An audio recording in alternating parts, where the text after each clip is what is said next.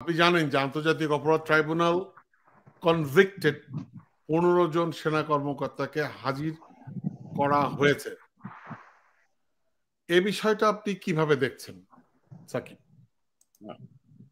তো আপনি একটু আগে টিটু ভাই যেটা বলছিলেন আর কি, যে আমাদের দেশপ্রেমিক সেনাবাহিনী যে কয়দিন আছে বা যতদিন আছে ততদিন এ ধরনের কোনো ষড়যন্ত্রই ধোপে টিকবে না। তা আমিও তাই মনে করি যে আমাদের এই সেনাবাহিনী হচ্ছে আমাদের শেষ ভরসা স্থল, যে বাহিনীটা এখনো পর্যন্ত সুশৃঙ্খল ভাবে টিকে আছে।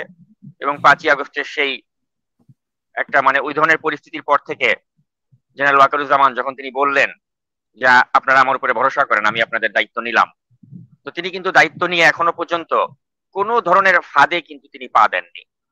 এই পিনাকি ওরফে উস্কানি ভট্টাচার্য, তারা যেভাবে তাকে বারে বার উস্কানি দিচ্ছিল বা দিয়ে যাচ্ছে, বা যেভাবে ওয়াকারুজ্জামানকে তারা বা আওয়ামী লীগের এই নবনীতারা একই সুরে তারা কিন্তু ওয়াকারুজ্জামানকে উস্কানি দিচ্ছে যে ওয়াকারুজ্জামান কেন কিছু করছেন না, চুপ করে আছেন কেন, তার বাহিনীর লোকদেরকে তিনি বাঁচাচ্ছেন না কেন। অর্থাৎ ওই আওয়ামী বয়ানের সাথে পিনাকিদের বয়ান কিন্তু মিলে যাচ্ছিল। তারা চাচ্ছিলেন যে ওয়াকারুজ্জামান কিছু একটা করেন, কিছু একটা করেন।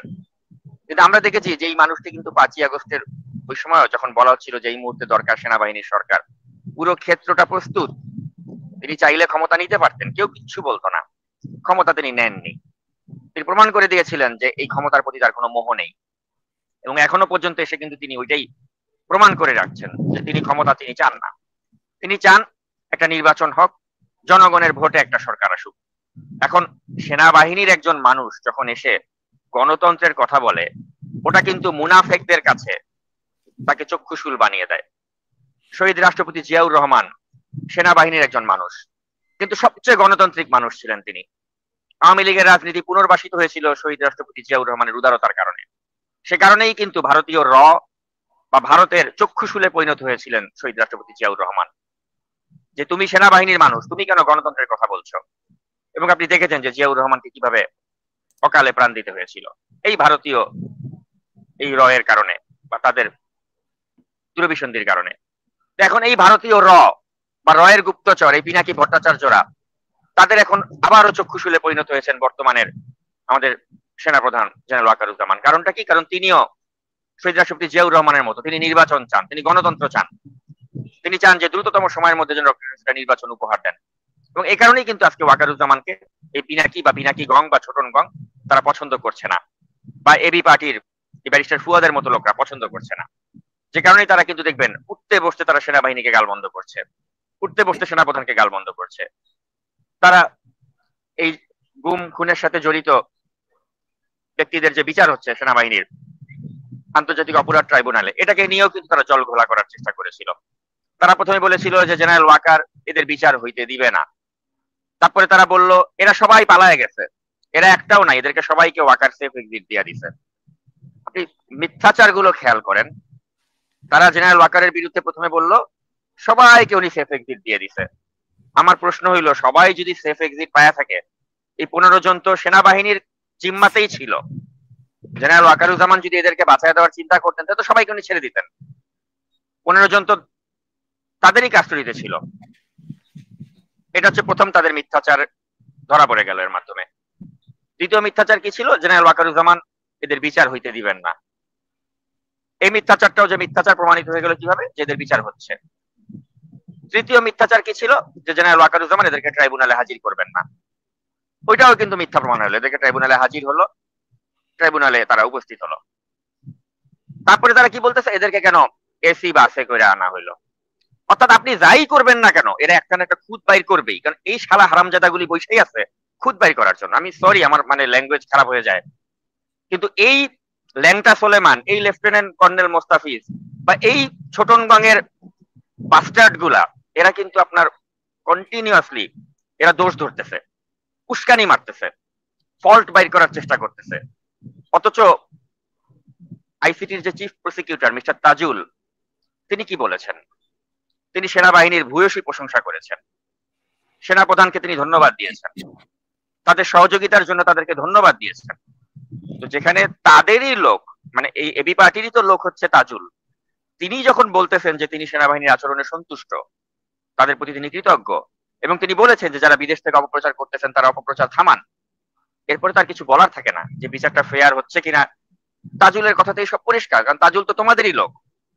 তোমাদেরই লোক যখন প্রশংসা করতেছে, তোমাদেরই লোক যখন বলতেছে বিদেশ থেকে অপপ্রচার করা থামাও, এরপরে আর কি বলার থাকে? কিন্তু না, তারপরেও তারা বলবে না ওয়াকার ওয়াকার খারাপ, ওয়াকার তার লোকদেরকে বাঁচাইতে চায়, ওয়াকার হাত জোর কইরা বলছিল আমাদের এদের বিচার করেন না। অর্থাৎ আপনি যাই করেন না কেন, ওই যে কেষ্টা বেটাই চোর,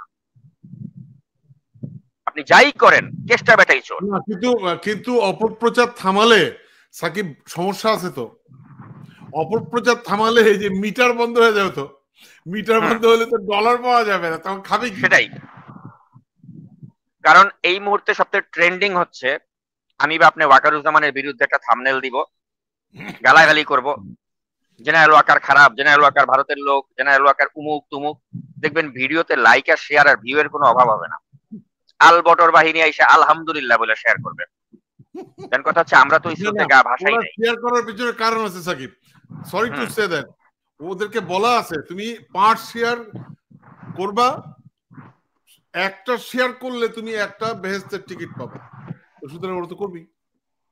তো বেহেশতের টিকিট কে না চায় ভাই? এইটাই তো বাস্তবতা। তো এখন এই আল বটর বাহিনীর লোকরা, সাহেবের কথা বললেন না আপনি, কিন্তু আজমি সাহেবের কথা বললেন না। ব্রিগেডিয়ার আজমি সাহেবও কিন্তু প্রশংসা করেছেন, উনি উনি বলেছেন যে আমাকেও গালি দিচ্ছেন, আমাকে গালি দেওয়া বন্ধ করেন। মানে ওই যে মানে সত্য কথা শুনতে রাজি না আল বটর বাহিনী, তার নিজেদের লোককেও গালি দেয়, কি একটা সমস্যা, তাই না? সেটাই তো। এখন আমি মনে করি এই যে ট্রাইব্যুনালে যে 15 জনের যে বিচার কার্য হচ্ছে এবং তাদেরকে যে আইসিটিতে আনা হলো, হাজির করা হলো, সবকিছু কিন্তু আসলে এই ল্যাংটা সোলাইমান বা যারা দেশকে অস্থিতিশীল করতে চাচ্ছে তাদের ন্যারেটিভটাকে কিন্তু ভেঙে দিয়েছে, তাদের মিথ্যাচারের উপরে একটা চপেটাঘাত। কারণ তারা শুরু থেকে বলে আসছিল ওয়াকারেদেরকে বিচার হইতে দিবে না, ওয়াকারেদেরকে সেফ এক্সিট দিয়ে দিয়েছে, ওয়াকারেদেরকে ট্রাইব্যুনালে হাজির করবে না। এরা মাসের পর মাস ধরে এই প্রপাগান্ডা চালিয়ে এসেছিল। কিন্তু আপনি একটা একটা করে দেখেন তারা যা যা প্রপাগান্ডা করছে সব কিন্তু মিথ্যা প্রমাণিত হয়ে গেছে। যে ওয়াকারুজ্জামান এই 15 জনকে ধইরা আটকায় রাখছিল, এদের কাউকে ওয়াকারুজ্জামান সেফ এক্সিট দেয় নাই, ওয়াকারুজ্জামান এদেরকে ট্রাইব্যুনালে হাজির করছে। এখন হ্যাঁ, তারা ক্রেডিট নিতে পারে যে আমরা অনলাইনে চিল্লাচিল্লি করছি দেখে ওয়াকার বাদ হয়েছে। তো ভাই তোমরা তো এর আগে অনেক চিল্লাচিল্লি করছিলা যে এই তোরা রাজুতে আয়, এই ওয়াকার না হাসনাত, হাসনাত হাসনাত, তো ওয়াকারের কি হয়েছে? এটা হয়েছে? তোরা তো অনেক কিছু করছিলি যে ওয়াকারের ফালাই দিব, এই করবো সেই করবো। আজকে জেনারেল ওয়াকারের সাথে যদি জুনিয়র অফিসাররা না থাকতো, আর্মির ভেতরের একটা বিরাট অংশ যদি তাকে সমর্থন না দিত, তাহলে তো এই অনলাইনের যোদ্ধারা তো বহুতাকেই ওয়াকারুজ্জামানকে উৎখাত করে ফেলতে পারতো। তারা তো উৎখাত করতে পারতেছে না, কারণ ওয়াকারুজ্জামানের ওই ধরনের জনপ্রিয়তা আছে, তার বাহিনীর মধ্যে তার ওই ধরনের একসেপ্টেবিলিটি আছে। এই কারণেই কিন্তু এই পিনাকি গং, ছোটন গং বা পিএসও কামরুল গং, এদের সমস্ত পরিকল্পনা নস্যাৎ হয়ে যাচ্ছে, বা ইকবাল করিম ভুইয়া বা এই ব্যারিস্টার ফুয়াদ, এদের যত চক্রান্ত সব ভুন্ডুল হয়ে যাচ্ছে, কারণ জেনারেল ওয়াকারুজ্জামানের পাহাড় সম জনপ্রিয়তা। মোস্তাফিজুর গং, হ্যাঁ, আর এই তাদের নিউ ইয়র্ক শাখার সদস্য লেফটেন্যান্ট কর্নেল মোস্তাফিজ, যে ব্যক্তি হাসিনুরকে গুমের সাথে জড়িত ছিল, সেই ব্যক্তি এখন হয়ে গেছে অনেক বড় দেশপ্রেমিক। আরে বেটা, তুই যে হাসিনুর রে গুম করছিলি ওইটার জন্য তো তোর আগে বিচার হওয়া উচিত। তুই বাংলাদেশে যা, তুই বিচারের মুখোমুখি হওয়া আগে যে তুই হাসিনার নির্দেশে তুই হাসিনুর রে গুম করছিলি, তাই না? এ তো পলাতক, বৈশা বৈশা এখন নিউ ইয়র্কের থেকে বড় বড় কথা বলে, দেশপ্রেমিক হয়ে গেছে। তো মূল বিষয় হচ্ছে কি, আসলে এরা যে বাটপার, এরা যে একটা গণতন্ত্রের পক্ষে থাকা একজন সেনা প্রধানকে কলঙ্কিত করে, আমাদের সেনাবাহিনীকে বিতর্কিত করে বাংলাদেশ নামক রাষ্ট্রটাকে যে তারা একটা জাহান্নামে নিতে চায়, এটা আমাদের দেশে সুবুদ্ধি সম্পন্ন মানুষজন বুঝে। আর জেনারেল ওয়াকারুজ্জামান এখন তাদের একমাত্র শত্রুতে পরিণত হয়েছেন একটাই কারণে, যে জেনারেল ওয়াকারুজ্জামান একটা নির্বাচন চান। কারণ আমাদের এই যে সংকট, এই সংকট থেকে উত্তরণের একমাত্র ওয়ে হচ্ছে নির্বাচন, আর সেই নির্বাচনের পক্ষেই জেনারেল ওয়াকারুজ্জামান অবস্থান নিয়েছেন। এবং এই কারণেই এই যে অস্থিতিশীল করার জন্য চক্রান্তের সাথে যেই গোষ্ঠীটা জড়িত, তাদের তিনি বিরাট ভাজন হয়েছেন। তো যাক, আমি যেটা মনে করি দিন শেষে সত্য যেটা সেটাই উন্মোচিত হয়েছে। আমাদের মানুষ এত বেকুব না, তারা বুঝতে পেরেছেন যে কোনটাতে আমাদের দেশের জনগণের মঙ্গল হবে। এবং তাই এই যারা অপপ্রচারকারী বা ষড়যন্ত্রকারী, তারা যতই ষড়যন্ত্র করুক, দিন শেষে তারা আসলে সফল হবে না। আর এই 15 জনের এই বিচার কার্য, তাদেরকে আইসিটিতে যে নেওয়া হলো, এগুলো সবকিছুই কিন্তু তাদের যে মিথ্যা ন্যারেটিভটা জনগণের সামনে কিন্তু এক্সপোজ করে দিয়েছে। তারা যে বলেছিল যে বিচার হবে না, ওয়াকারীদেরকে দিয়ে দিবে, এদেরকে ট্রাইব্যুনালে হাজির করবে না, সমস্ত মিথ্যাচারের কিন্তু উপরে একটা চপেটাঘাত হয়ে গেছে। তো সবকিছু মিলে আমি মনে করি যে তাদের মিথ্যাচার পরাভূত হয়েছে, সত্যের জয় হয়েছে, এবং যারা দোষী ব্যক্তি তারা বিচারের মুখোমুখি হচ্ছেন, এবং আমি মনে করি একটা প্রকৃতপক্ষে একটা সঠিক বিচারের মাধ্যমে প্রকৃত ন্যায় বিচার প্রতিষ্ঠিত হবে। এটাই আমাদের প্রত্যাশা।